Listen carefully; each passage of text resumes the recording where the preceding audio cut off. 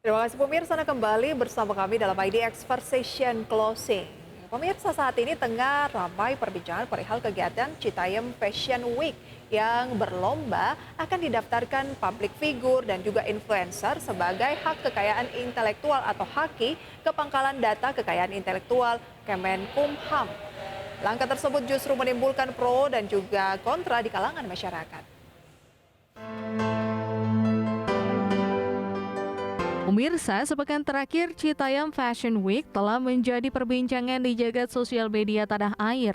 Bahkan terdapat dua pihak yang mendaftarkan hak kekayaan intelektual dengan merek CFW ke Kementerian Hukum dan HAM dalam waktu bersamaan, yakni PT Tiger Wong Entertainment milik Baim Wong dan Indigo milik influencer Aditya Nugroho.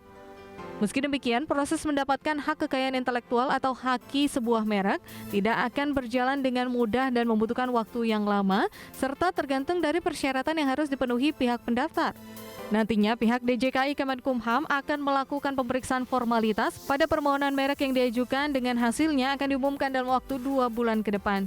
Seperti diketahui, hak cipta tentunya perlu dimanfaatkan secara maksimal oleh para penggerak industri kreatif sebagai bentuk perlindungan hukum atas setiap karya intelektual yang dihasilkan.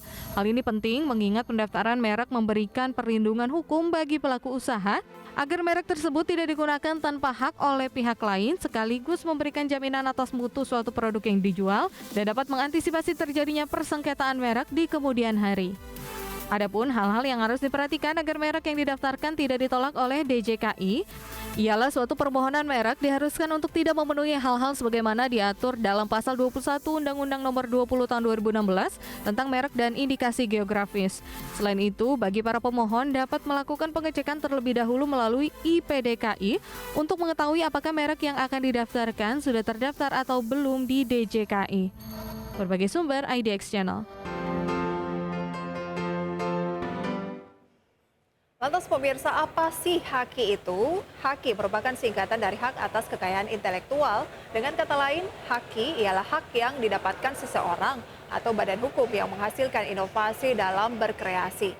Saat ini HAKI ramai dibicarakan masyarakat terkait dengan pendaftaran nama Citayam Fashion Week oleh selebriti atau artis Baim Wong dan juga pihak Indigo Aditya Nugroho, dan menjadi kontroversi publik dalam sepekan terakhir. Seperti diketahui bahwa HAKI dilindungi oleh undang-undang, di mana setiap orang yang menggandakan atau menggunakan tanpa seizin pemiliknya akan dikenakan sanksi. Berdasarkan laman Kementerian Perdagangan, HAKI atau hak kekayaan intelektual terbagi menjadi dua kategori, yaitu hak cipta dan hak kekayaan industri. Di mana hak cipta merupakan hak eksklusif bagi pencipta atau penerima hak untuk mengumumkan atau memperbanyak ciptaannya atau memberikan izin dengan tidak mengurangi pembatasan menurut peraturan perundang-undangan yang berlaku.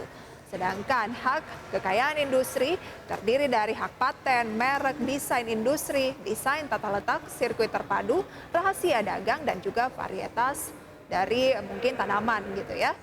Dan pemirsa, masyarakat sontak geger. Perusahaan Baim Wong dan istrinya Paula Verhoeven, PT Tiger Wong Entertainment mendaftarkan merek Citayam Fashion Week sebagai hak kekayaan intelektual atau HAKI pada 20 Juli 2022 lalu. Di mana terlihat dari laman resmi Pangkalan Data Kekayaan Intelektual, Citayam Fashion Week didaftarkan sebagai hak hiburan berupa peragaan busana, podcast, berita, video, pameran kebudayaan, program televisi, dan publikasi majalah dalam bidang fashion atau mode. Adapun pendaftaran merek tersebut masih berstatus dalam proses. Kenapa geger pemirsa? Karena aktivitas ini pada awalnya diinisiasi oleh anak-anak Sudirman, Citayam, Bojonggede, dan juga Depok atau saat ini disingkat SCBD, dan dilaksanakan tanpa naungan dari pihak manapun. Artinya berada di ruang publik, terbentuk secara natural, membuat sebagian besar masyarakat menilai ekspresi publik ini tidak untuk dikomersilkan, apalagi oleh pihak luar, termasuk Baim Wong ataupun pihak pengusaha asal Bogor lainnya, yakni Indigo Aditya Nugroho. Tapi pemirsa, pagi ini baru saja saya mendapatkan informasi bahwa pihak dari Baim Wong telah memberikan klarifikasi dan menyatakan Citayam itu bukan milik saya. Ini milik Indonesia. Saya hanyalah orang yang punya visi menjadikan Citayam Fashion Week sebagai ajang yang mempunyai wadah yang legal dan enggak musiman katanya. Tapi pemirsa, ini sudah terlanjur bergulir. Tidak hanya masyarakat umum, sejumlah pejabat juga memberikan tanggapan. Seperti Gubernur Jawa Barat Ridwan Kamil, Wakil Gubernur DKI Jakarta Ahmad Riza Patria, dan tidak ketinggalan Wakil Ketua Komisi 3 DPR RI Ahmad Syahroni. Ketiganya hampir senada menyayangkan klaim terkait dengan Citayam Fashion Week yang dilakukan kedua pihak tersebut dan berharap kementerian terkait membatalkan proses pengajuan haki dari Citayam Fashion Week ini. Lantas pemirsa, sebetulnya bagaimana tindakan para influencer yang mendaftarkan suatu kegiatan publik ini menjadi merek sendiri di mata hukum? Untuk lebih jelasnya berikut aturan daftar merek yang tidak bisa didaftar dan ditolak oleh Direktorat Jenderal Kekayaan Intelektual Kementerian Hukum dan HAM dalam grafis berikut ini.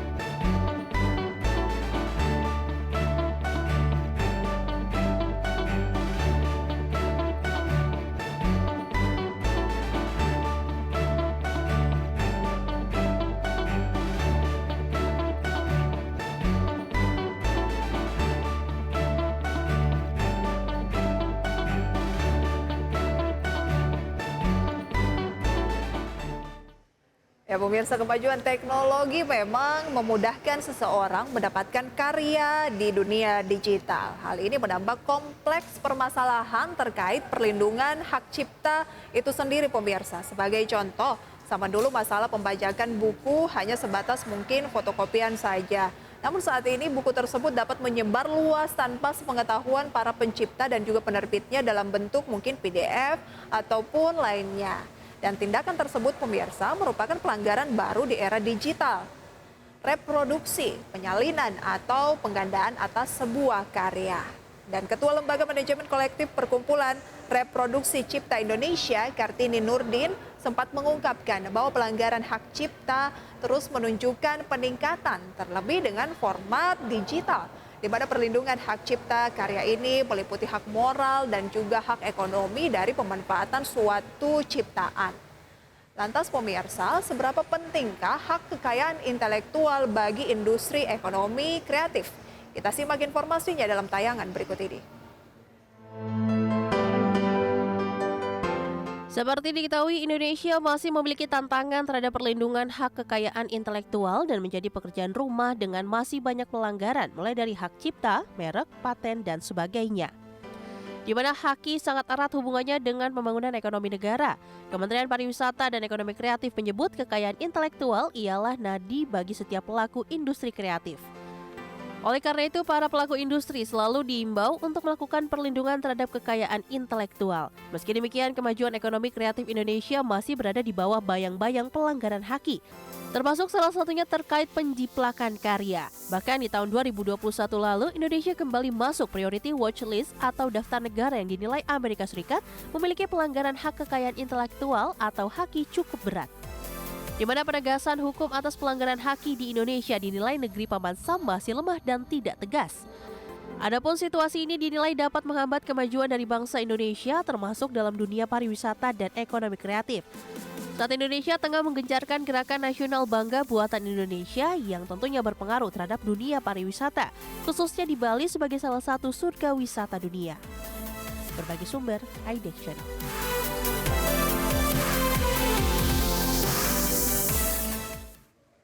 Bagaimana menurut Anda pemirsa, apakah penindakannya di tanah air juga masih tergolong tidak terlalu tegas mengingat masih banyak penjiplakan ataupun juga tiruan yang sering kita jumpai baik itu melalui dunia digital ataupun dalam bentuk fashion sehari-hari, mungkin itu yang paling banyak pemirsa ya. Tapi ngomongin soal sektor ekonomi kreatif memang menjadi sektor yang diandalkan oleh sejumlah negara-negara di dunia termasuk Indonesia untuk dapat menunjang pertumbuhan perekonomian. Di mana industri ini merupakan jenis industri yang berbasis pada pengetahuan dan pikiran manusia yang mampu menghasilkan karya atau produk kreatif yang tidak akan pernah punah dan bersifat berkelanjutan. Bahkan industri kreatif merupakan salah satu sektor ekonomi yang dapat bertahan terhadap resesi dan krisis keuangan global. Hal tersebut berkaitan dengan sifat industri kreatif yang selalu berinovasi serta mengandalkan kreativitas dan imajinasi para penciptanya. Salah satunya ialah pemirsa desain misalnya fashion ya, merupakan bagian dari industri kreatif yang memiliki karakteristik berupa ciptaan desain 2 dimensi yang diwujudkan dalam satu karya 3 dimensi dan dapat dipertunjukkan serta juga didistribusikan kepada konsumen sebagai sebuah produk desain dari fashion. Bahkan geliat industri fashion semakin berkembang dalam beberapa tahun terakhir, terutama yang berkaitan erat pemirsa dengan desainer, kemudian juga model, pertunjukan fashion runway yang mampu menghasilkan pendapatan penjualan global sekitar lebih dari 180 miliar dolar Amerika dalam setiap tahun dengan persentase mencapai 4% dari total GDP global atau sebesar 1 triliun dolar Amerika tentunya. Sementara itu pemirsa, peran majalah mode, pertunjukan seperti Fashion Week dan juga merek-merek terkenal karya desainer ternama telah memberikan kontribusi yang besar sekali bagi pertumbuhan industri fashion. Bahkan potensi besar yang dimiliki industri fashion dengan penjualan yang besar dan melimpah ini masih mendapatkan perlindungan yang bisa dikatakan pemirsa belum maksimal dari hak kekayaan intelektual dan juga beberapa negara. Mulai dari tindakan pembajakan karya atau penggunaan desain oleh pihak lain tanpa izin. Hal tersebut pemirsa disebabkan oleh industri fashion atau yang lain yang berharga murah dan baik dari segi produksi maupun harga jualnya yang kemudian diproduksi dalam skala besar, ditiru desainnya secara cepat oleh para peritelnya dan juga ditawarkan mungkin dengan berbagai diskon dan promo yang besar-besaran. Nah, dengan semakin banyaknya produk fashion yang dibuat dan meniru desain yang sedang tren melalui pertunjukan, maka para desainer asli yang mendesain dan membuat kekayaan intelektual mereka ini dilanggar. Karena para peritel dalam produksinya tidak meminta izin penggunaan desain kepada para desainer tersebut. Tidak hanya itu, para peritel fashion dengan cepat meniru beberapa desain tanpa melalui prosedur seperti izin penggunaan dari desainer asli dan yang telah merancangnya pemirsa.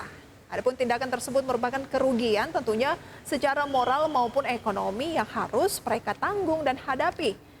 Oleh karena itu pemirsa, situasi tersebut sejalan dengan kondisi bahwa belum terdapat suatu norma hukum yang secara spesifik ini memberikan perlindungan terhadap karya desain fashion ataupun musik pemirsa dari tindakan peniruan yang dilakukan oleh peritel misalnya untuk dalam hal ini fast fashion. Meniru desain orang lain, apakah ini yang disebut konteks kreatif dan inovatif? Jadi pemirsa, bagaimana menurut Anda?